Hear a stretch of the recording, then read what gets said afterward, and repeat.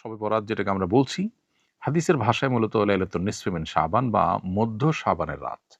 এই মধ্য শাবানের রাত, এ রাতের করণীয় বলতে আল্লাহ তাআলা এ রাতে বান্দাকে সাধারণ ক্ষমা ঘোষণা করেন হিংসুক এবং শিরকে লিপ্ত সে সমস্ত মানুষগুলো ছাড়া। অতএব কারো প্রতি শত্রুতা, বিদ্বেষ, হিংসা পোষণ করা কিংবা শিরক থেকে বেঁচে থাকাটা হলো আমাদের কর্তব্য, যাতে করে সাধারণ ক্ষমার আওতায় আমরা পড়তে পারি। এ রাতে সারারাত জেগে নামাজ পড়ার জন্য স্পেশাল বা বিশেষ কোনো নির্দেশনা, কোনো বিশুদ্ধ হাদিস দ্বারা প্রমাণিত হয়নি। তবে এ রাতের ফজিলত সম্পর্কিত আরো বিভিন্ন হাদিস বর্ণিত হয়েছে, যেগুলো বেশিরভাগই দঈফ।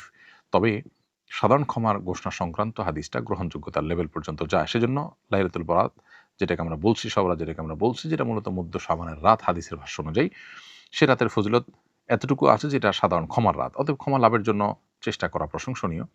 কিন্তু এর বাইরে আ মন গড়া অনেক বিষয় আছে, যেগুলো এই রাতকে ঘিরে আমাদের সমাজে হয়ে থাকে। হালুয়া রুটি থেকে নিয়ে পটকা ফুটানো, আতশবাজি করা, অনেক দিনই প্রতিষ্ঠান আলোকসজ্জা করা হয়। এগুলো আমাদের কালচারের সাথে মিশে গেছে। যদিও কোরআন হাদিসে এগুলো করার জন্য কোনো নির্দেশনা আমাদেরকে দেয়া হয়নি। এগুলোকে ইবাদত মনে করে আমাদের করা উচিতও হবে না। কারণ বিদআতের যে কনসেপ্ট শরীয়তের, সেই কনসেপ্টের আলোকে এগুলো আমরা করতে পারি না। বরং আমরা আল্লাহর কাছে সাধারণ ক্ষমা লাভের জন্য চেষ্টা করতে পারি। জাস্ট এটুকু।